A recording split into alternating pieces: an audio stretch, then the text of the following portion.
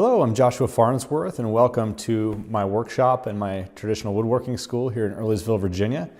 Today I wanted to talk about the anatomy of a table, how a table fits together, specifically the anatomy of an end table with a drawer.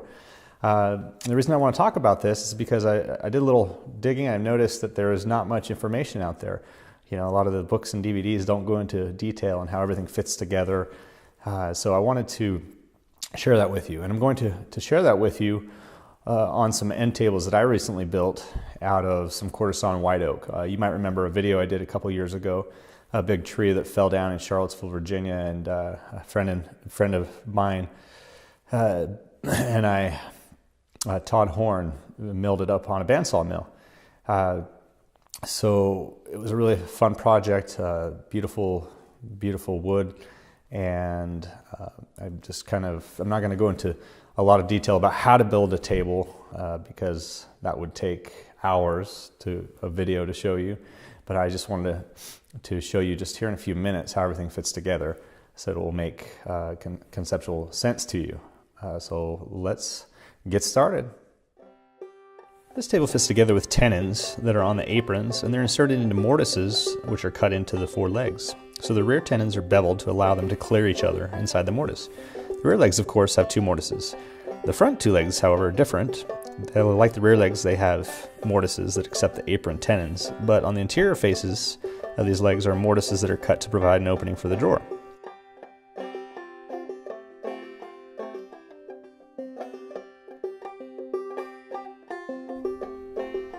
The bottom drawer rail uses a double tenon, as you can see here.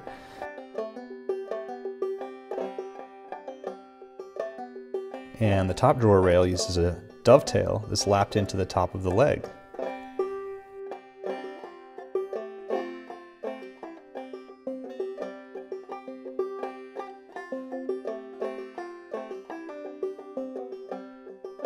The dovetail rail sits proud of the top of the leg so it can be planed down later. But don't worry if your rail dovetail looks ugly like mine. they'll be covered with the tabletop later. For aesthetic purposes, I set my rails back about 1/16 of an inch from the front of the legs. Sometimes I get a little too antsy and want to see what the wood grain looks like, so I'll wipe some mineral spirits on it. But don't worry, it'll dry very quickly and it won't cause any harm to your wood. So now let's talk about legs. I love the look of tapered legs, but you can also use turned legs or tapered legs with turnings on them, or even straight legs. So the taper usually stops just a few inches down from the drawer rails.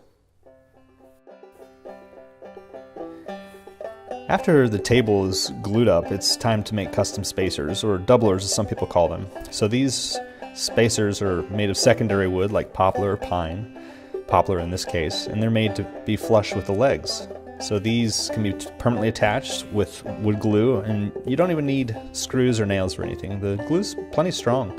It just is a way to keep the drawers from moving side to side.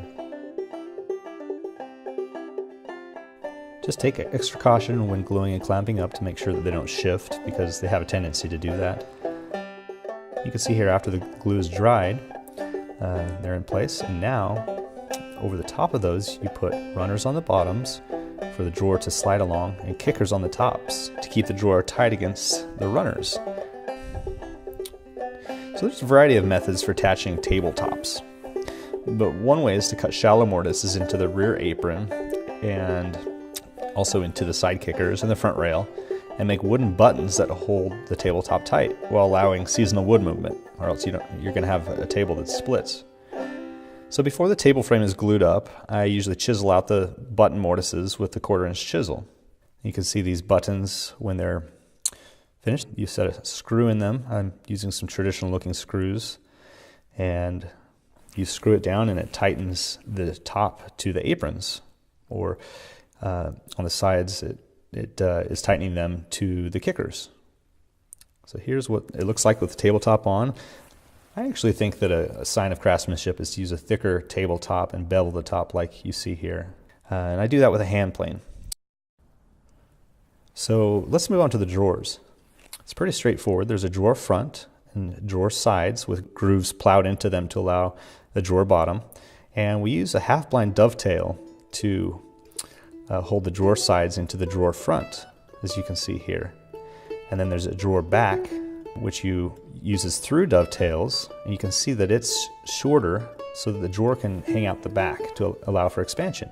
I like to put the side and then the back on and then the other side. And that's just how it fits in better. And don't use a hammer, but it's to set these in. But before you glue it up, you're going to put it together to do some test fitting. That looks pretty good. And you can see here's another shot of the grooves, how they line up. That allows for the drawer bottom, and the drawer bottom is going to go on last. So we just leave that out. And there's a custom drawer pull that I built with a mortise. Don't look too closely, I tore out some of the grain, but you can do different kinds of drawer pulls. So then the drawer is glued up, taking extreme caution to make sure the drawers are square.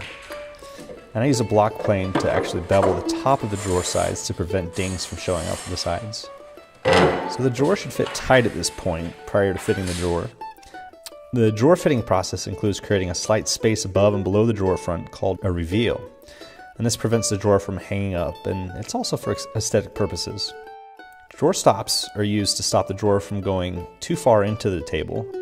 And I simply glued little blocks on the lower front rail, but you can screw them down or nail them down if so inclined.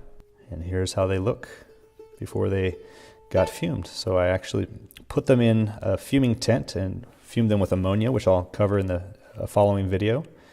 You can see they turn out kind of gray, but once the finish goes on them, they just look incredibly beautiful. You can see that quarter sawn white oak figure just pop. There's actually a recipe that I'll put on the accompanying blog post for a good finish that penetrates but is still protective. At this point, I also put a few coats of thin de-waxed shellac on the interior parts of the drawer. You don't have to do this, but it can help. I then add a drawer bottom. So the bottom's grain, as you can see, runs side to side, which means the wood will move front to back. That's why the drawer back is kept out of the way. The drawer bottom is beveled with a hand plane and then attached to the drawer bottom with a screw. So the screw hole in the drawer bottom is slightly larger than the screw so that seasonal wood movement won't destroy the drawer. Now you can see we have a beautiful custom built drawer that fits perfectly into the end table. You can see here that this end table is finished and just has a really nice sheen to it. And trying out the drawer, you can see that it closes tight, but not too tight and not too loose. So I hope this video has answered some of the questions that you may have about how drawers and how tables fit together. And I'm actually going to use these end tables or nightstands in the next video that I release. It'll be a video about how to fume white oak furniture with ammonia. This is like a commercial industrial grade ammonia as opposed to the stuff that you can just buy at a hardware store that I did last time. So keep your eyes open for that video and leave any comments or questions you have, and make sure you visit woodandshopped.com and check out my store because I've got a lot of DVDs and woodworking t-shirts and other things that you can check out there. So thanks for watching. This is Joshua Farnsworth. If you're interested in learning traditional woodworking with hand tools, visit my website at woodandshopped.com, where you can find free video tutorials, workshop tours of amazing traditional woodworkers, and tool buying guides. You can ask questions and share your projects with thousands of woodworkers on my free traditional woodworking forum. Make sure you subscribe to my regular blog posts, and also check out my 10 steps for getting started in traditional woodworking. Enjoy!